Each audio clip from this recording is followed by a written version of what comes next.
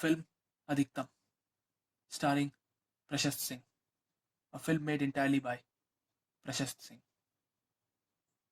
कभी लकड़ी जलाई है आग तापने के लिए? आपको लगता होगा कि जलने के बाद उसका काम खत्म हो चुका है, वो राख हो चुकी है, अब उसमें आग नहीं बची है। लेकिन जब आप उसको थोड़ा सा हिलाकर देखो तो पता चलता है कि अंदर चिंगारी बाकी है। खैर, मतलब मुझे तो एटलीस्ट लगता था कि आग खत्म हो चुकी है, जबकि होती थी, पता है मुझे। मेरा नाम सत्यम श्रीनिवास है। मैं एक कॉलेज स्टूडेंट हूँ जिसका पढ़ाई पर से बिल्कुल विश्वास उठ गया है। अब आप सोच रहे होंगे कि पढ़ाई जैसी पवित्र चीज से किसी का विश्वास कैसे उठ सकता है। दरअसल पढ़ाई से विश्वास नहीं उठा, वो सिस्टम जो उस पढ़ाई को चलाता है उससे मेरा विश्वास उठ गया। अब कैसे बताऊं? जब मैं एक छोटा बच्चा था, मेरा एजुकेशनल सफर शुरू हो चुका था। अपना सब कुछ पीछे छोड़कर मैंने एक सफर शुरू किया और मैं आगरा पहुंचा, जहां मैंने अपनी एक बहुत अच्छी छवि बना ली, एक टॉपर के नाम से। मैं पढ़ने में तो अच्छा था ही, लेकिन जब मैं नहीं पढ़ रहा होता था तो मैं एक्शन करने का शौकीन था। इमेजिन करता था कि मैं बुरे लोगों को मार रहा हूँ, पीट रहा हूँ और दुनिया में इंसाफ कर रहा हूँ। एंड ऑब्वियसली ये सब मेरी मनगढ़ंत कहानियां होती थी। मैं हमेशा से चाहता था कि मैं एक रियल लाइफ एक्शन हीरो बनूं, और मैं इसी चक्कर में दीवारों पे मुक्के भी मारता था। बट आप जानते हैं, दीवार पे मारो या ईंटों पे मारो, दरार आए ना आए, हाथ पे चोट तो लगती है। खैर, इस टॉपर का सिलसिला आगे बढ़ा जब वो हरिद्वार के लिए निकल पड़ा। मेरी यात्रा शुरू हुई जब मैंने चलना शुरू किया। क्या बोल रहा हूँ मैं यार, इतना फिलोसफिकल नहीं। मतलब, हाँ, मैंने चलना स्टार्ट किया, मतलब इन सिंपल वर्ड्स, मेरी जर्नी स्टार्ट हुई और मैं हरिद्वार के लिए निकला।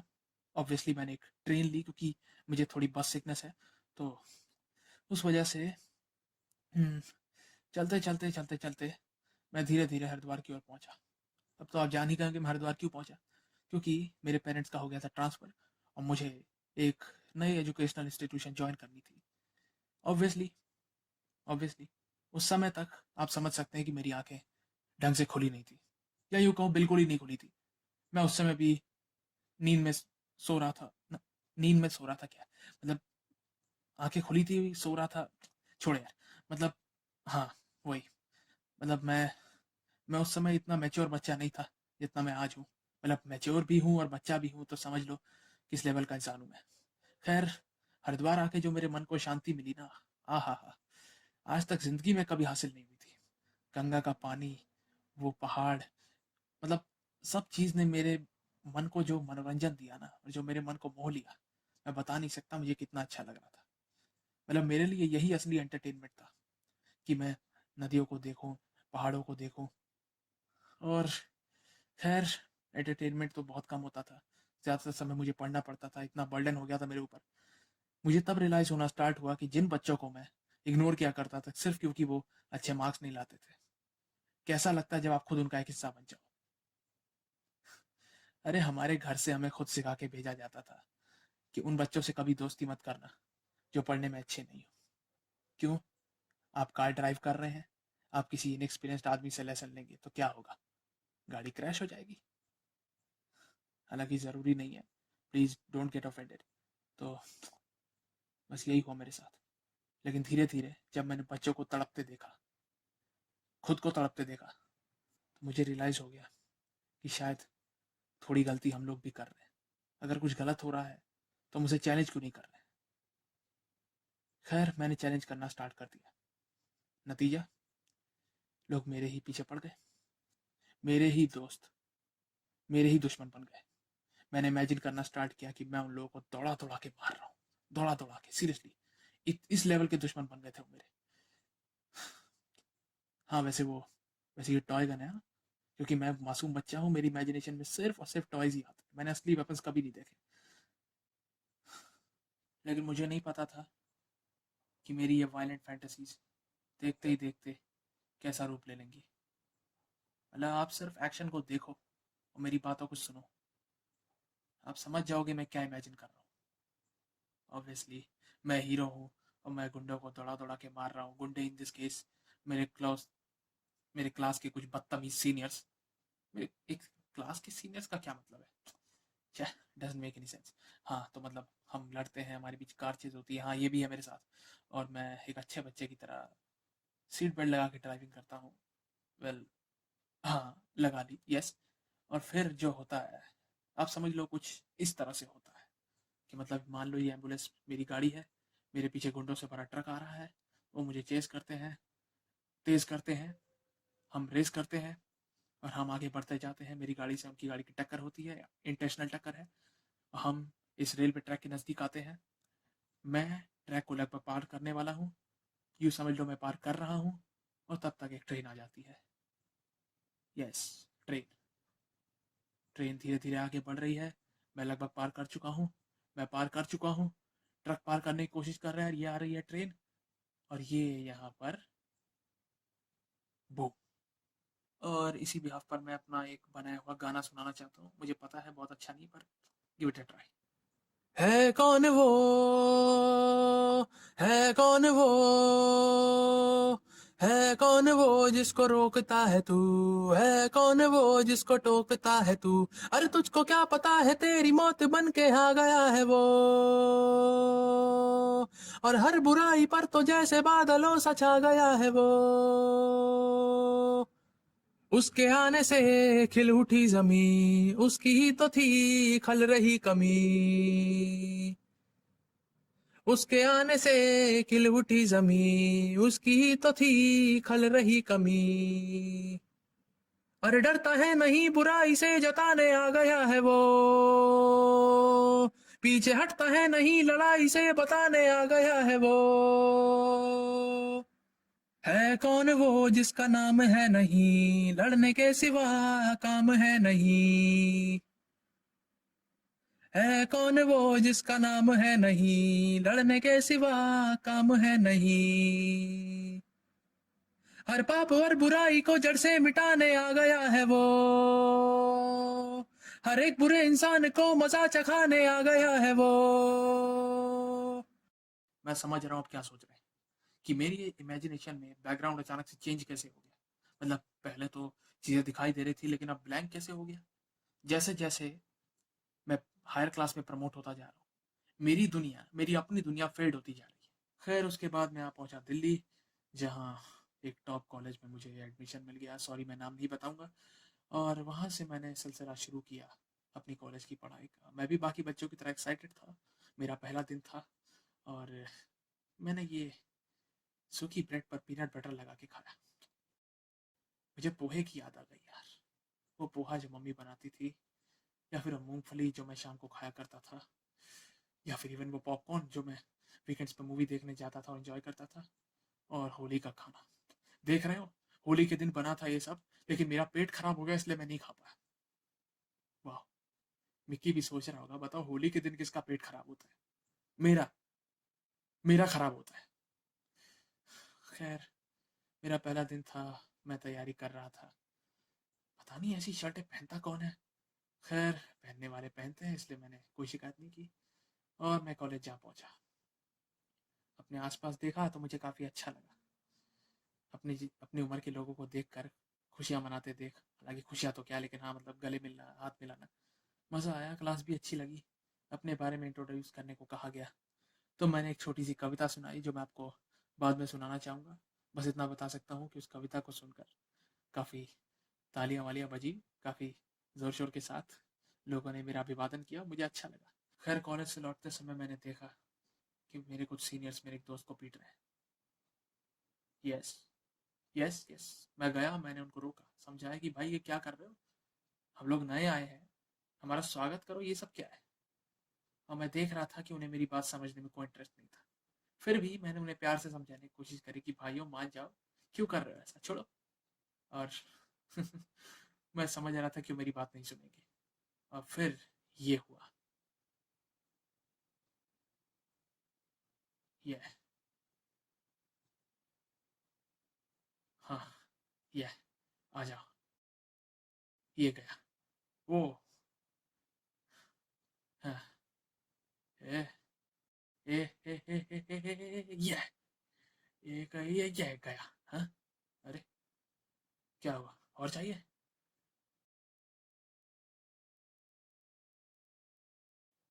डरपोक। हम्म, खैर, और जब मेरा ये एक्शन सीन खत्म हुआ तो उसके बाद ऑब्वियसली वही हुआ जो हर फिल्म में होता है। हीरो के लिए तालियां, सीटियां और क्या क्या नहीं। मुझे लग रहा था मेरा एक्शन हीरो बनने का सपना धीरे धीरे सच हो रहा है, लेकिन आप जानते हैं क्या, ये सपना ही था।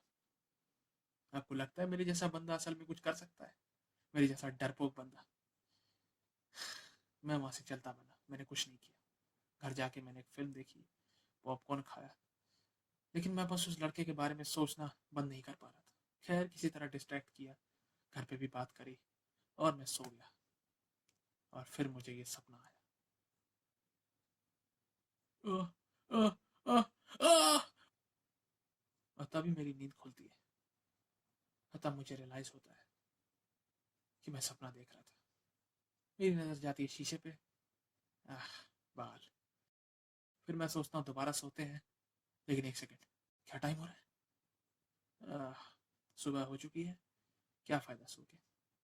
और यही सिलसिला आने वाले कुछ सेमेस्टर तक चला। मुझे लगता था कॉलेज लाइफ का मतलब मज़ा, एंटरटेनमेंट, मस्ती, ऐश। यस, ऐश। जब चाहो आओ, जब चाहो जाओ, अपनी मर्जी से अपनी ज़िंदगी जियो, इंडिपेंडेंट बनो। खैर, मेरा हर दिन स्ट्रेस से शुरू होता था और स्ट्रेस से ही ख़त्म होता था। ऑफ कोर्स, मैं पौधों का बहुत शौकीन था, इसमें कोई डाउट नहीं है। मुझे पौधे कुछ ज़्यादा ही पसंद है, टू बी ऑनेस्ट। यस, मैं मुझे इनमें अपनी एक ज़िंदगी दिखाई देती है। मतलब सोच के देखो, ये नहीं होंगे तो हम कहाँ होंगे? यही मैं सोचता हूँ कभी कभी कि अगर ये पौधे नहीं होते तो हमारा क्या होता है। इनके बिना दुनिया इमेजिन कर सकते हो? रेगिस्तान है बस। और आसमान भाई, आसमान। आसमान की तो पूछो ही मत भाई। बादलों की फोटोग्राफी करने का मुझे बहुत ज़्यादा शौक था, और यही फोटोग्राफी करते करते इतना ज़्यादा समय बीत गया। सेकेंड ईयर में आने के बाद मैं थोड़ा थोड़ा खुलना स्टार्ट हुआ। मैं अब थोड़ा सा लाइट फील कर रहा था, क्योंकि अब मैं ओपन हो चुका था सबके साथ। हालांकि बाल के साथ ये नौटंकी करने की आदत मेरी नहीं गई। I accept. फिर मैं मेट्रो में जा रहा था एक दिन, और तभी गाने सुनते हुए मैंने इमेजिन किया कि मेरे पीछे एक एजेंट है और हमारे बीच एक गन फाइट होती है। मैं आखिरी गोली बस चलाने ही वाला था कि तभी एक पैसेंजर मेरे सर पे घंटी बजाता है और मुझसे कहता है कि मैं उसे अपनी सीट दे दूं क्योंकि उसे नींद आ रही है। वाह, इतना गुस्सा आया मुझे। खैर, उसी वक्त मुझे रियलाइज हुआ कि मुझसे कोई कुछ भी मांगे मैं देने से मना नहीं कर सकता। मैं बस एक पंचिंग बैग हूँ, जब मन करे मुक्का मारो। थोड़ी बहुत अटेंडेंस भी कम होने लगी, तो जब इस बारे में घर पे बात करी तो घर वाले मेरे ही ऊपर चढ़ गए। मुझे खरी खोटी सुनाने लग गए, जैसे कितना बड़ा पाप हो गया। ग्रेड्स भी धीरे धीरे कम होने लगे थे, पर मुझे फर्क नहीं पड़ रहा था। खैर, इसी बीच छुट्टियां हुई और मैं हरिद्वार गया। और इस बीच मैंने एक चीज़ रियलाइज़ की कि मेरी हालत बिल्कुल लकड़ी जैसी है। कभी सोचा है, एक कुल्हाड़ी का हैंडल भी उसी लकड़ी से बनता है जिसको कोई दूसरी कुल्हाड़ी काटती है। हम कुल्हाड़ी नहीं है, हम लकड़ी हैं। या तो हमें किसी को काटना है या तो खुद कट जाना है। ये एक्सपीरियंसेस चलते रहे। मैं ज़्यादा फिलोसफिकल हो गया और देखते देखते मैं थर्ड ईयर में आ पहुंचा। मेरी नज़र पड़ी अपनी ज़िंदगी के सबसे घटिया टाइम टेबल पे। इतना घटिया टाइम टेबल मैंने ज़िंदगी में नहीं देखा था। मैंने इग्नोर करने की कोशिश करी, लेकिन मेरे अंदर का एक्शन हीरो शांत नहीं हो रहा था। उसे बाहर आने की जल्दी थी, तो मैंने कहा, आ जा। और यही हुआ। मन किया कि उस टाइम टेबल को उड़ा दो गोलियों से। मुझे गुस्सा आया, मैं चीखा थोड़ा सा, पर फिर मैं शांत हुआ। मैंने सोचा, ये मैं क्या कर रहा हूँ? क्लास के सामने बेइज्जती? नहीं, नहीं। और फिर पता है मैंने क्या किया? सर के सामने हाथ जोड़े, उनको बोला कि सर, इतना वाहियात टाइम टेबल कोई कैसे बना सकता है जिसमें हमें सांस लेने तक की जगह नहीं है? आप लोग को भी तो इतनी छुट्टियां मिलती हैं सर, थोड़ी हमारे लिए भी अरेंज कर दो। अब मुझे पता है डायरेक्ट टीचर से इस तरह की बात करोगे तो भैया वो बैकफायर कर सकती है, मगर रिक्वेस्ट करी, सोचा कि सर शायद समझ जाए। सर उल्टा मुझे लेक्चर करने लग गए कि आपकी क्लास है, आपकी अटेंडेंस है, आपकी मर्जी है, जो करना है आपको करना है, आपकी ज़िंदगी है, आपका करियर है, आपकी लाइफ है। क्लास में नहीं आओगे, अटेंडेंस नहीं मिलेगी, अटेंडेंस नहीं तो एग्ज़ाम नहीं, एग्ज़ाम नहीं तो नौकरी नहीं, नौकरी नहीं तो डिग्री नहीं। आई नो मैंने उल्टा कर दिया, लेकिन बस जो भी मिला मैंने एक कान से सुना, दूसरे कान से बाहर निकाला। बाकी बच्चों की हालत देखकर मैं समझ गया इन्हें मेरी ज़रूरत है। और उस दिन क्लियर हो गया कि अगर इन बच्चों का कोई मसीहा है तो वो मैं हूँ और कोई नहीं। खैर लौटते समय उस लड़के यानी ऋषि का फोन आया, जिसको उस दिन मैं बचा नहीं पाया था, और उसने मुझे थैंक किया। खैर मुझे भी अच्छा लगा, और इस बीच मैं कोटा गया। कोटा काफ़ी अच्छा लगा, छुट्टियाँ हो गई थी दोबारा से, और मैंने काफ़ी जगह घूमी। मुझे काफ़ी मज़ा आया, अर्बन स्ट्रेस से रिलीफ मिला, काफ़ी फ़ोटोग्राफी भी की मैंने। और इस बीच मुझे रियलाइज़ हुआ कि कॉलेज के बाद शायद मैं फ़ोटोग्राफी का कोर्स कर सकता हूँ। ऑफ कोर्स हाँ, मुझे पता है पीटर पार्कर इंस्पिरेशन कह सकते हैं, लेकिन खैर जब मैं कॉलेज लौटा डिप्रेशन फिर शुरू हो गया। ऋषि का कॉल आया, मुझे लगा कोई खुशी की बात होगी, लेकिन जो उसने मुझे बताया, मुझे नहीं पता कैसे रिएक्ट करना चाहिए, लेकिन ऑब्वियसली उस पर हंसना अच्छा नहीं माना जाएगा। उसने बताया कि कॉलेज हॉस्टल में आग लग गई, जिसकी वजह से काफ़ी बच्चों को चोटें आई और नोट चल गए। खैर मुझे ख़राब तो लगा, लेकिन एक चीज़ की खुशी थी कि अब शायद पेपर्स नहीं हो पाएंगे। लेकिन जब मेरे क्लास के कुछ अक्लमंद बच्चों ने बोला कि वो नोट शेयर कर देंगे क्योंकि उनके पास डिजिटल कॉपी है, मेरे से रहा नहीं गया। मैंने एकदम से हाथ खड़ा किया और मैंने सर को बोला, सर मैं भी कुछ बोलूं? सर मुझे पता है हालत ख़राब है, लेकिन इतनी भी ख़राब नहीं है सर कि अब हमें डिजिटल कॉपी से पढ़ना पड़े सर। वो पढ़ाई को पढ़ाई थोड़ी ना है सर, प्लीज़। सिर्फ कुछ बच्चों के कहने से प्लीज़ सर एग्ज़ाम एग्ज़ाम टाल दीजिए ना सर, पोस्टपोन कर दीजिए प्लीज़। कुछ कुछ लिहाज कीजिए सर प्लीज़, थोड़ा सा हमारे बारे में सोचिए सर, प्लीज़ प्लीज़। लेकिन इस बीच उन्हीं टॉपर बच्चों में से एक और ने सजेस्ट किया कि मैं अपना मुंह बंद रखूं, और मैंने वो किया क्योंकि मैं हैरान था। मुझे इतना बुरा लग रहा था, और मैंने तब सोचना शुरू किया एग्ज़ाम को रोकने के बारे में। मैंने सोचा कि मैं एक एक्शन हीरो की तरह सज धज कर जाऊंगा, गन लेके, टॉय गन ऑफ कोर्स, पूरा तैयार होकर मेट्रो में जाने से पहले सिक्योरिटी वालों को पहले ही गन दिखाऊंगा और क्लियर कर दूंगा कि एक टॉय गन है। खैर उसके बाद मैं गन को वापस रखूंगा, कॉलेज पे पहुंचूंगा तो एक कोने में जाकर गन निकालूंगा। अरे हाँ, मतलब जिस भी जेब में रखी हो। अगर इस बीच कोई आएगा तो गन निकाल कर बिल्कुल इस तरह डरा दूंगा उसे। फिर उसे बताऊंगा कि मैं प्रैंक कर रहा हूँ, और जब वो चला जाएगा मैं गन लोड करूंगा, उसके अंदर प्लास्टिक गोलियां होंगी, और जो मिलेगा शूट करूंगा। ऑब्वियसली वो गोली किसी को हर्ट नहीं करेगी, पर मजा आएगा, उनको डराने के लिए इतना काफी होगा। मैं फ्लोर से फ्लोर की ओर जाऊंगा और एक्शन करूंगा, बिल्कुल ऐसे ये ये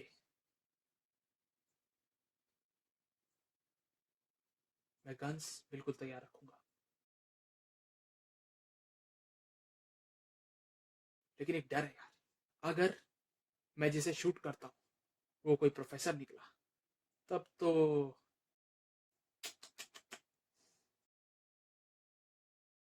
और अगर इसी बीच मेरा एक बनाया हुआ रैप सॉन्ग हो जाए तो? देखो मुझे पता है मैं बहुत अच्छा नहीं हूँ इस चीज में, लेकिन ट्राई करके देखो ना। Listen, sorry, buddy. Make sure you study. I think you got me wrong. I meant to say study the song because I'm on a field duty. Everybody. Yes, everybody. Everybody listen to me. I'm on a field duty. Everybody listen to me. I'm on a field duty. I'm gonna listen to nothing. I'm on a field duty. I'm gonna listen to nothing. I'm on a field duty. Yes, I am on a field duty. I'm gonna listen to nothing. I'm on a field duty. I'm gonna listen to nothing. I'm on a field duty. I'm gonna do as I wish. I'm on a field duty. I'm gonna do as I wish. I'm on a field duty. Yes, I'm on a field duty. When the day is in your hand and the night's out of hand, you gotta better understand that it's time to take a stand, everybody. Everybody. And if I don't take a stand, I'm gonna lose the land. I'm gonna lose the land if I don't take a stand. Please understand that I gotta take a stand. Please understand that I've got to take a stand. Everybody listen to me, I'm on a field duty. Everybody listen to me, I'm on a field duty. I'm gonna listen to nothing, I'm on a field duty. I'm gonna do as I wish, I'm on a field duty. I'm on a field duty. और फिर जब मैं देखूंगा कि लोग जमा हो रहे हैं तो मैं अपना चाकू फेंकूंगा और सबसे रुकने के लिए कहूंगा। फिर मैं सबसे शांत रहने को कहूंगा। जब वो नहीं मानेंगे मैं उन्हें दोबारा शांत रहने को कहूंगा। फिर जब मैं देखूंगा कि वो धीरे धीरे शांत हो रहे हैं मैं उन्हें जल्दी जल्दी शांत होने को कहूंगा। और जब मैं देखूंगा कि वो जल्दी जल्दी शांत हो रहे हैं तब मैं उन्हें टीचर्स को बुलाने को कहूंगा और प्रिंसिपल्स को भी। और उसके बाद मैं एक प्रोफेशनल थिएटर आर्टिस्ट की तरह हैंड जेस्चर्स करूंगा हम्म। और जैसे ही टीचर्स और प्रिंसिपल्स आएंगे, प्रिंसिपल्स नहीं मतलब प्रिंसिपल सर, मैं उन्हें दूर से ही हाई करूंगा, उन्हें अपना नाम बताऊंगा और फिर अपनी प्रॉब्लम बताऊंगा। लेकिन एक बात है यार, अपनी प्रॉब्लम को अपनी प्रॉब्लम की तरह बोलूंगा तो फंस सकता हूँ, इसलिए इसे सबकी प्रॉब्लम बोलकर एड्रेस करूंगा। उनसे हाथ जोड़ के रिक्वेस्ट करूंगा कि सर प्लीज एग्जाम्स कैंसिल कर दीजिए, और अगर कोई इस बीच टांग अड़ाने की कोशिश करेगा तो मैं फिर से हैंड जेस्चर दिखाऊंगा, उन्हें शांत रहने को कहूंगा, जैसे छोटे बच्चे को करते ना वैसे। उन्हें कहूंगा कि भाई देखो, मैं बिजी हूँ, आप सब देख सकते हो, मैं बात कर रहा हूँ ना, करने दो मुझे बात। फिर शायद मैं देखूंगा कि कोई मुझसे खुश नहीं है हिंसा करने के लिए, तो मैं उन्हें बताऊंगा कि ये सब नकली था, मजाक था, स्टेज था। उन्हें वो चाकू दिखाऊंगा जो हमने नाइफ फाइट में यूज किया। जब देखेंगे कि इस पे कोई खून नहीं है, चाकू फेंक दूंगा। फिर मैं उन्हें समझाऊंगा कि मैं जो कर रहा हूँ उसमें सबका भला छुपा है। मैं फिर से हाथ जोड़कर उनसे रिक्वेस्ट करूंगा कि प्लीज एग्जाम्स कैंसिल कर दीजिए, हम में से किसी के पास नोट्स नहीं है, प्लीज। उन्हें समझाने की कोशिश करूंगा कि सर, रास्ता होगा सस्ता तो जिंदगी होगी खस्ता, so please just cancel the paper. लेकिन अगर प्रिंसिपल को मेरी बात पसंद नहीं आई और उल्टा उन्होंने मुझे थप्पड़ लगा दिया ना, तो भाई मुझे बहुत गुस्सा आएगा। फिर मैं बोलूंगा कि एजुकेशन सिस्टम आज वाकई में बदल गया सर। आज सब पढ़ते पैसे के लिए, पढ़ाते पैसे के लिए, ज्ञान पे ध्यान कहाँ है। हमें लगता था आप हमारे मार्गदर्शक हैं। अरे मार्गदर्शक का ये मतलब नहीं कि आप सब मार्गदर्शक बन के बैठ जाएं। फिर मैं देखूंगा कि सब वहां से जा रहे हैं, कोई मेरी बात सुनने के लिए रुक नहीं रहा, और नतीजा, एक सैड बैकग्राउंड म्यूजिक बजेगा। मैं धीरे धीरे रोना स्टार्ट करूंगा। मैं वो चाकू उठाऊंगा और हवा में फेंकूंगा। लेकिन अगर वो गलती से किसी को लग गया तो पुलिस मुझे पकड़ के ले जाएगी, मेरे हाथ में हथकड़ी लगेगी, और तब शायद ये एक्शन सीन होगा। Who knows, who knows. नहीं नहीं नहीं, हिंसा ज्यादा हो गई ना, पता है मुझे हिंसा थोड़ी ज्यादा हो गई। इसीलिए मैंने एक प्रैक्टिकल अप्रोच के बारे में सोचा और मुझे रियलाइज हुआ कि जब तक हम लोग बैटिंग नहीं करेंगे, ये सिस्टम बैटिंग नहीं कर सकता। इसलिए मैंने एक प्रैक्टिकल अप्रोच अपनाई। मैं अगले दिन अपनी क्लास में गया और मैंने कहा कि मैं एक सर्वे कर रहा हूँ, और मैं सबसे जानना चाहता हूँ कि कितने बच्चे ऐसे हैं जो कॉलेज में जेन्युइनली पढ़ने के लिए आते हैं, और कितने बच्चे ऐसे हैं जिन्होंने इसे एक नौकरी के लिए ज्वाइन किया है। मैंने सर्वे लेना स्टार्ट किया। मैंने उम्मीद की थी कि ज्यादातर बोलेंगे कि वो नौकरी के लिए ज्वाइन कर रहे हैं, एंड लकीली ऐसा ही हुआ। रिस्पॉन्स बिल्कुल वैसा ही निकला जैसा मैंने सोचा था। सब कुछ प्लान के मुताबिक जा रहा था। मुझे काफी अच्छा लगा। फिर मैं बैठ के मैंने सोचा कि मैं इन सब के ऊपर एक रिपोर्ट बनाऊं। मैं रिपोर्ट बना ही रहा था, मैं सोच ही रहा था कि अब मैं इसे कैसे प्रेजेंट करूं, कि तब मेरी नजर पड़ी उन्हीं सीनियर्स पे जो एक और बच्चे को परेशान कर रहे थे। इस बार मैं सिर्फ देखना नहीं चाहता था, मेरा मन किया कि अगर मेरे हाथ में गोली होती, मैं एक ऑफिसर होता ना, मैं इन सब का इनकाउंटर कर देता, सीरियसली।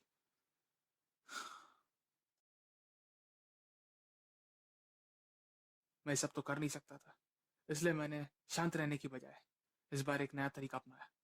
मैंने उन लड़कों की कंप्लेंट बनाकर प्रिंसिपल के पास भेज दी चुपके से। मैं काफी हैरान था कि इस पे एक्शन बहुत जल्दी ले लिया गया।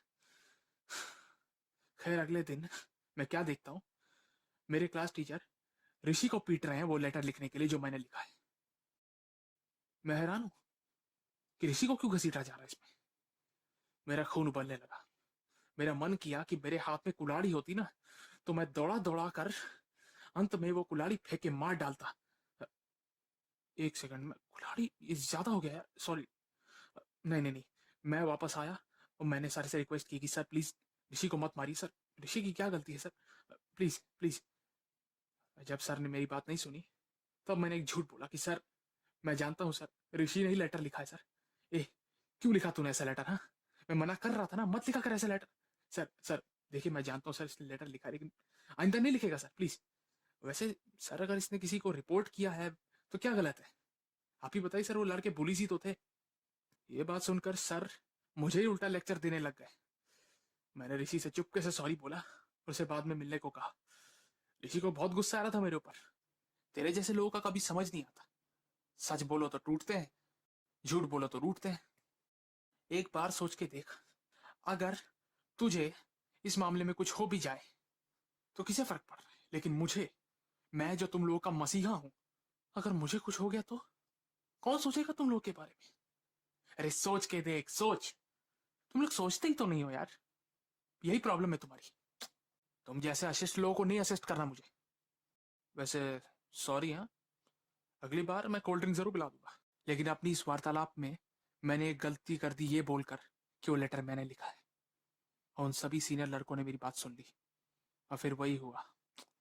उन्होंने मुझे बुली किया, मुझे मारा, मुझे पीटा। और सबको डराने के लिए, सबके मन में खौफ पैदा करने के लिए मेरे मुंह पे केचप पोत दिया। और मैं भी कम नहीं, मैंने भी केचप लोगों के सामने चाटा। लोग भाग गए। मुझे रियलाइज हुआ कि यहाँ कोई किसी का नहीं है। मुंह धोने के बाद मेरे मन में पहली बार इतना हिंसक ख्याल आया। बस समझ लो, इतना गुस्सा आ रहा था, मन कर रहा था कि उन सबको एक असली वायलेंट एक्शन हीरो की तरह मारूं। लेकिन तब मुझे रियलाइज हुआ कि मैं खलनायक हूं। यानी वो नायक जिसकी कमी सबको खलती है। इनकी वो हालत करूंगा कि ना गोली चलाने के लिए बंदूक होगी, ना बंदूक चलाने के लिए गोली। और इसके बाद अगले दिन कॉलेज में, ऑब्वियसली आप देख सकते हैं मैंने हेयर कट करवाया। क्यूट लग रहा हूं ना? मैंने सबको एड्रेस किया। मैंने सबको इस उम्मीद के साथ कि वो मेरी बात को वाकई में समझेंगे, मैंने सबको एड्रेस किया। मैंने कहा, दोस्तों, आप सब बुलिंग के बारे में तो जानते ही हैं। हम में से कोई इसके बारे में कुछ नहीं कर सकता। विक्टिम हम ही लोग हैं। हम विक्टिम इसलिए हैं क्योंकि हम एक वीक टीम है। जब हमारे एक साथी को चोट लगती है, हम उसे बचाने के लिए नहीं दौड़ते। हमें लगता है वो हमारे पास दौड़ते हुए आएगा। खैर, आप सब सोच रहे होंगे मैं आपका इतना अच्छा दिन क्यों खराब कर रहा हूँ। ये फ्री पीरियड है, मैं जानता हूँ। लेकिन अगर आप मेरी बात पे थोड़ा सा ध्यान दें तो आप समझ पाएंगे मैं आपको क्या समझाने की कोशिश कर रहा हूँ। ये बात आपसे छुपी नहीं है कि मैं इस एजुकेशन सिस्टम से पूरे दिल से नफरत करता हूँ। और क्यों करता हूँ, इसका रीजन मैं आपको बताऊंगा। आराम से बैठिए और प्लीज कोई ऑफेंड मत होइएगा। मैं एजुकेशन सिस्टम से नफरत करता हूँ, एजुकेशन से नहीं। अरे हाँ, वो जो सर्वे मैंने आपका किया था ना, मैं उसके बारे में भी आपसे बात करना चाहता हूँ। ये मेनली उसी के बारे में। मैंने रियलाइज किया कि जीवन यापन के लिए जीवन या फन में से किसी एक को चुनना पड़ता है हमेशा। और शायद इसी के लिए आप कभी कभी भ्रष्ट पर भी ट्रस्ट कर लेते हैं। शॉर्टकट्स हैं, सभी लेते हैं। पता है, मैं जब से यहाँ पे आया हूं ना, मैं बहुत ज्यादा फिलोसफिकल हो गया हूँ। When there's no chance, you'll cry. When there's a chance, you won't even try. अरे हम लोगों को मौका मिल रहा है अपनी जिंदगी को खुल के जीने का। मैं ये नहीं कहूंगा कि हॉस्टल में आग लगी नोट जले तो कुछ अच्छा हुआ। लेकिन अगर हम इसे पॉजिटिवली देखने की कोशिश करें तो हमें एक स्ट्रेस से रिलीफ मिला है। हमें मौका मिला है कि हम अपने आप को आराम दे सके। हम में से कुछ ऐसे स्टूडेंट्स भी हैं जो रात को जाग जाकर पढ़ते हैं, जबकि हम जानते हैं कि इससे सिर्फ स्ट्रेस बढ़ता है, नींद घटती है और ये हमारे हेल्थ पे इफेक्ट करती है। लेकिन हमें भाई क्या फर्क पड़ रहा है? हम तो बस बैठ कर जो टीचर कहेगा वो करेंगे। और भाई हम में से कोई कमी ना निकाल दे टीचर में। नहीं तो अगर हम टीचर की कमी निकालेंगे, टीचर हमारे नंबर निकाल देगा। यही डर है ना? लेकिन मैं आपको ये बात बेखौफ होकर कह रहा हूं कि आपको डरने की जरूरत नहीं है। क्योंकि क्योंकि मैं ही तो आपका मसीहा हूं। मुझे पता है आप लोग अपने लिए लड़ाई नहीं लड़ेंगे। इसलिए आप जैसे कमजोर, बेसहारा और अ, बेकार बच्चों के लिए मैं आया हूं ना। प्लीज ऑफेंड मत होइए, चुपचाप मेरी बात सुनिए। मुझे पता है आप सब बहुत ही बेकार स्टूडेंट्स हैं। आप सब में से किसी को भी पढ़ने से मतलब नहीं है। आप सबके सब सर्वे के हिसाब से ज्यादातर यहाँ पैसे के लिए आए हैं, मैं जानता हूँ। मैं यहाँ ना पैसे के लिए आया हूँ, ना मैं यहाँ डिग्री के लिए आया हूँ। मैं यहाँ इसलिए आया हूँ क्योंकि मैं मजबूर हूँ। आपका नहीं पता क्या? किसी ने मेरी बात नहीं सुनी। मैंने सोचा था मैं इसे पोएटिक तरीके से एंड करूंगा, लेकिन सब यहीं उठ के चले गए। और इस बार तो मैं उन सीनियर्स के पास गया और मैंने उनसे फाइट की। इस बार सच में करी। देखो देखो, ये सब मैंने असली में किया इस बार। क्योंकि मेरे मन में एक प्लान था, एक बहुत खतरनाक प्लान, जिससे बचने का कोई चांस ही नहीं था।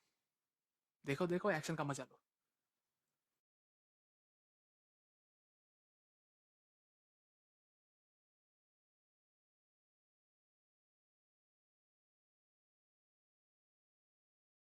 खैर, वो जिसका था मैंने उसे लौटा दिया।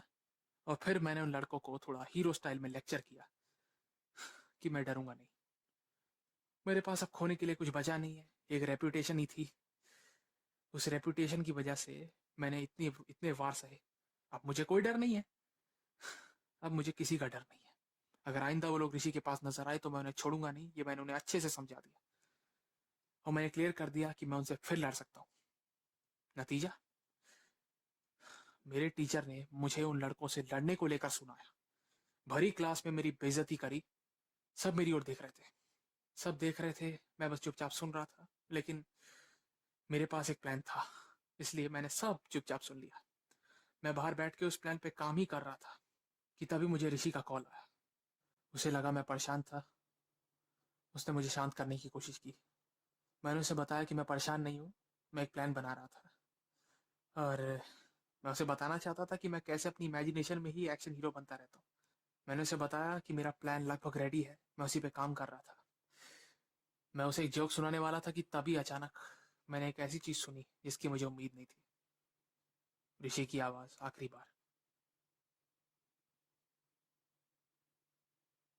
हम्म, अफसोस, ऑफ कोर्स, इस बात का कि मैं ऋषि को समझा नहीं पाया कि वो मेरे प्लान का हिस्सा था। मेरा दिल टूट गया था। मैं इतना रोया और मुझे इतना गुस्सा आया, मेरा अपने दिमाग पे काबू नहीं था। बिल्कुल भी नहीं। मेरी इमेजिनेशन धीरे धीरे और वायलेंट होने लगी, एकदम अधिकतम सीमा पार कर चुकी थी। मेरा मन कर रहा था कि जितने भी उसके मौत के जिम्मेदार हैं मैं सबको मार डालूं। पर मुझे नहीं पता था कि ऋषि ने जान क्यों दी। मुझे नहीं पता था। पर फिर मैं टीचर्स के पास गया, स्टाफ रूम में। मैंने उन सबको एक एक करके बोला कि कहीं ना कहीं वो लोग ऋषि की मौत के जिम्मेदार हैं। आई डोंट नो मैंने ये क्यों बोला, मैं बहुत बड़ा रिस्क ले रहा था। लेकिन मैंने उन्हें कहा कि वो पुलिस और वो टीचर जो उसका साथ दे रहे हैं, उनका साथ दे रहे हैं, उन्हें सजा मिलनी चाहिए। अगर उन्हें सजा नहीं मिली तो उनमें से कोई नहीं बचेगा। अगर उन्हें थोड़ी भी शर्म है तो उन्हें सजा दे। और ये कह के मैं ऑफिस से चुपचाप चला गया। मैं वर्डिक्ट का वेट कर रहा था और तब मुझे पता चला कि उन्हें सजा की बजाय सम्मान मिलेगा। और फिर यही हुआ दोबारा। देखो, मैं जानता हूं ये थोड़ा सा ओवर द टॉप लग रहा है, लेकिन please deal with it, please deal with it. Okay? आज इंसान पे भरोसा करना मुश्किल है, क्योंकि आज ऐसे इंसान तो धरती की भी अर्थी उठवा दे भाई, हम क्या चीज है। खैर, नया दिन आ गया था जब उन्हें वो सम्मान मिलना था। उस दिन मौसम मेरे मन मुताबिक था। और तभी मैं एक बात सोचने लगा कि आखिर कोई टीचर एक बुली को इतना फेवर क्यों करेगा। एक्चुअली एक नहीं, तीन बुलीज को। या तो वो उससे किसी तरह रिलेटेड है। हाँ, ये हो सकता है। टीचर्स में और बुलीज में जरूर कोई ना कोई संबंध है। बस इसी बात पे मुझे फोकस करने की जरूरत है। कोई ना कोई कनेक्शन जरूर है। और ये सोचते सोचते मैं कॉलेज जा पहुंचा, जहां पर फेलिसिटेशन सेरेमनी हो रही थी। सेरेमनी के दौरान सबके सब खुश थे। किसी को ऋषि की मौत से ज्यादा मतलब नहीं था, वो सिर्फ एक नाम बन चुका था। मैं चुपचाप देख ही रहा था। मैं बोर हो रहा था। मुझे सबके लिए फालतू में तालियां बजानी पड़ रही थी। इस बात का डर था कि अब घर से ताना मिलेगा कि तुम भी इनमें हो सकते थे। और तभी मेरा ध्यान गया प्रोफेसर पे, यानी मेरे क्लास के मेन प्रोफेसर पे। वो बहुत ओवर एक्साइटेड थे। फिर मेरी नजर गई दूसरे प्रोफेसर पे, जो बोल रहे थे कि प्रोफेसर से इसलिए खुश है क्योंकि आज उनके लिए बड़ा गर्व का दिन है। फिर मेरी नजर गई उन तीन पुलिस पे, वो भी सर की ओर ही देखे जा रहे थे। ताली बजाने के बीच मेरे दिमाग की बत्ती जल गई। उनका सारा प्लान मुझे समझ आ चुका था, लेकिन मुझे बिल्कुल नहीं पता था मैंने ये क्यों किया, मैंने ऐसा क्या सोच के किया, मुझे में इतनी हिम्मत कहां से आई। लेकिन मैंने उन लड़कों को देखा। मैंने उन लड़कों को एक बार, फाइनल बार मैंने उन्हें फिर से देखा, कंफर्म करने के लिए। और मेरे पता नहीं दिमाग में क्या आया, मैंने ये नौटंकी की। मैंने अपने हाथ खड़े करके जोर से चिल्लाया, वू वू। पता नहीं क्या हो गया था, सब मेरी ओर देखने लगे। मुझे पता है ऑकवर्ड सिचुएशन थी मेरे जैसे इंट्रोवर्ट के लिए खास तौर से, लेकिन पता है क्या, मुझे मेरा प्लान यूज करने का मौका मिल गया था। मैं मुस्कुराने लगा, क्योंकि मैं समझ गया था कि अब तो मेरा प्लान जरूर काम करेगा, अब कोई नहीं रोक सकता।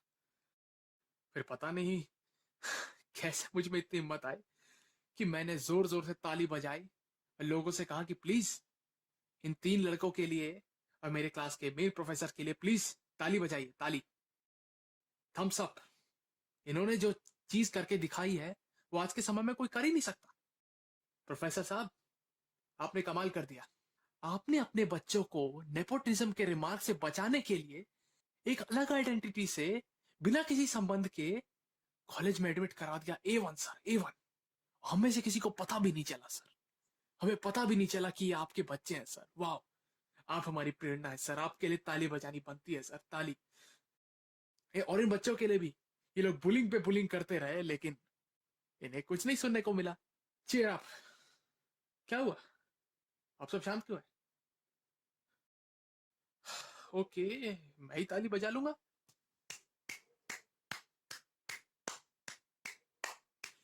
लेकिन आप जानते हैं मैंने आपसे बात साझा क्यों की? क्योंकि मेरा मानना है बात ताजा हो तभी साझा हो। अरे क्यों इतने सीरियस है आप लोग यार? आइए ताली बजाइए मेरे साथ, यही तो है हमारे देश का फ्यूचर। और खैर, जब मैंने सिक्योरिटी वालों को आते देखा, मैं समझ गया कि भैया कट लेने का वक्त आ चुका है। मैंने सबको बाय बाय किया और उसके बाद मैं वहां से चलता पड़ा। मुझे पता था जो मैंने किया है उसके बाद मेरी रेपुटेशन पे परमानेंट डैमेज आ चुका है। लेकिन मुझे क्या है भाई, मेरे लिए तो ये लिटरली बस गोलियां चलाने के बराबर था, एक एक्शन हीरो की तरह जो जिसकी गोलियां कभी खत्म नहीं होती हैं।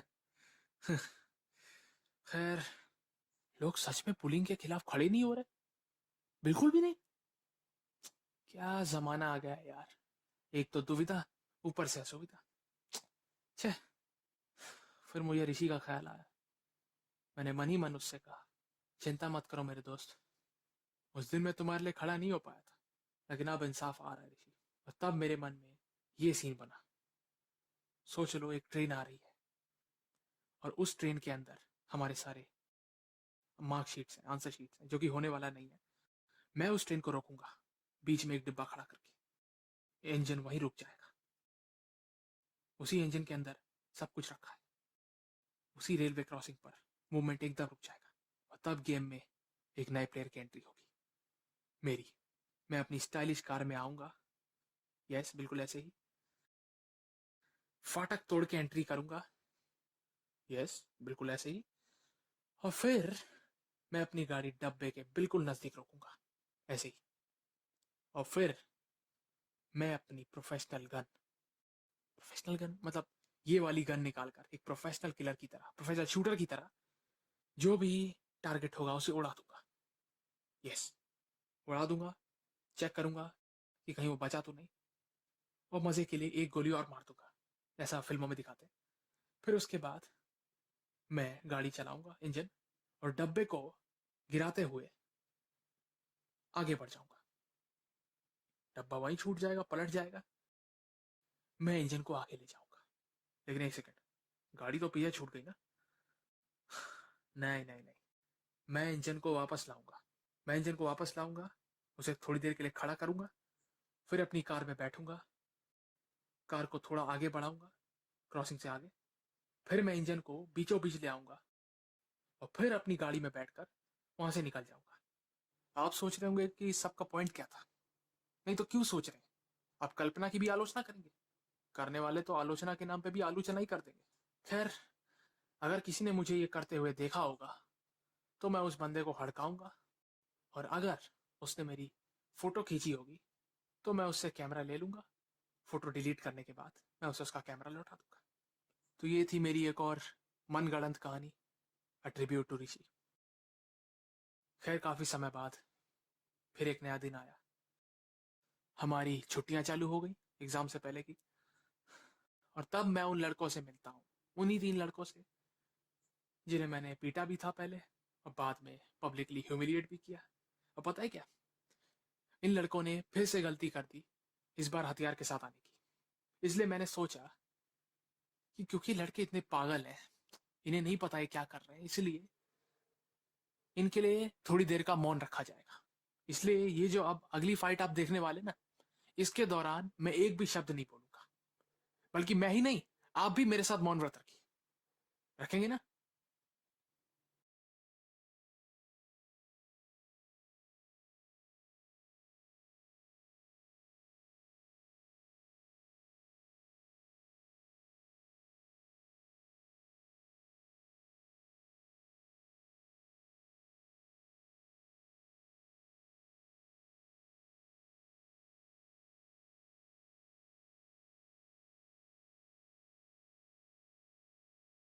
मौन व्रत समाप्त हुआ और इसी के साथ मेरी रेपुटेशन बिल्कुल बर्बाद हो गई और मैं इन एग्जाम्स को कैंसिल करवाने में नाकाम रहा। घर वाले भी यही कह रहे थे कि जब इतने सेमेस्टर झेल लिए तो अब एक और झेल लो। हाँ भैया, मैं ही अकेला हूं जिसको गिलास आधा भरा दिखाई दे रहा था, बाकी सबके लिए तो आधा खाली था। खैर, मैंने सोचा कि एग्जाम खत्म होगा तो मैं फिर से नैनीताल जाऊंगा। ट्रेन से पहले मैं काठगोदाम जाऊंगा, उसके बाद एक अच्छे से रिजॉर्ट में रुकूंगा और फिर वहां पर एग्जाम स्ट्रेस से रिलीफ पाऊंगा, फोटोग्राफी करूंगा और हो सके तो अगले कोर्स के लिए अप्लाई कर दूंगा। यानी कुल मिलाकर अगर मुझे बारिश में भी दिया जलाना है तो मैं जला के रहूंगा दोस्तों, कोई मुझे रोक नहीं सकता। और अगर मुझे आग सेकनी है तो मैं लकड़ी नहीं जलाऊंगा यार, बहुत धुआं उठता है इससे यार, नाक बहने लगती, मजाक नहीं कर रहा हूं। और अंत में आपके लिए वो कविता जिसके लिए मुझे अच्छा रिस्पॉन्स मिला था। अगर तुझे लगता है अच्छाई खत्म है, तुझे बता दूं दुनिया में अच्छे लोग अधिकतम है। अधिकतम लोग ये कहते हैं बदलाव जरूरी है, मैं कहता हूं इसके लिए दबाव जरूरी है। नदी को पार है करना ना बस नाव जरूरी है, उस जल का जो है सड़क नाव की बहाव जरूरी है। झूठ के आए न्योते अपार, पर मैं सच्चा रहना चाहता हूं। उन सभी अधिकतम लोगों से मैं एक बात कहना चाहता हूं, कब सच कह के जहां पे बन गई पता ही नहीं चला, कब जनता बेईमान निकल गई पता ही नहीं चला, कब दिल टूटा हड्डी टूटी पता ही नहीं चला, कब मोह माया इंसान निकल गई पता ही नहीं चला। बैठा रहा उम्मीद लगाकर कभी मदद तो आएगी, कब बैठे बैठे जान निकल गई पता ही नहीं चला। और इसलिए जिस्म को छलनी करता हर एक घाव जरूरी है, अगर बदलना चाहते हो दबाव जरूरी है। अच्छी लगी? एक इंग्लिश में भी है, प्लीज उसको भी सुनो ना। Just hang on, hang on, hang on, I am on my way, I am gonna save the day, this is all I got to say, this is a game and that's how I play, there is no other way, so just let me say, if we got to live, we got to play. Not sure if we'll win or lose, but all the tricks we've got to use.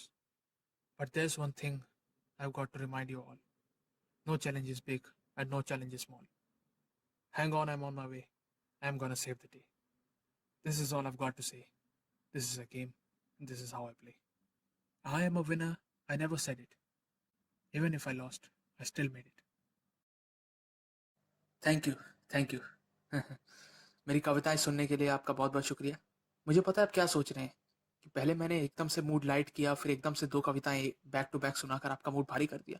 बैठो बैठो, रुको, मेरे पास आप सभी के लिए एक surprise है। मेरे पास एक ऑल्टरनेट एंडिंग है। ऑल्टरनेट एंडिंग देखना चाहेंगे? Well hair you go. खैर, मैंने खैर बहुत बार बोला इस पूरे नरेशन में, मैंने नोटिस कर लिया।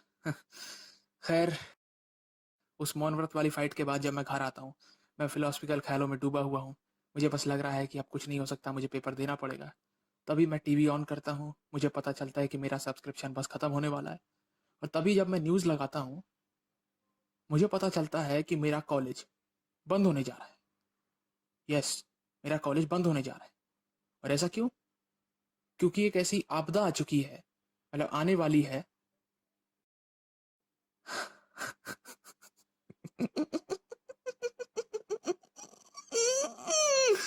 अगर एक आपदा आने के बाद भी अगर मेरा कॉलेज बंद नहीं हुआ ना भाई, मेरी इमेजिनेशन में मैं और एक्शन करूंगा। मजाक नहीं कर रहा हूं। लेकिन शायद मुझे चिंता करने की जरूरत नहीं है, क्योंकि आपदा पे किसी का बस नहीं चलता। आज मेरी बातें सिर्फ बोल्ड लग रही हैं, कल देखना, प्योर गोल्ड भी लगेंगी।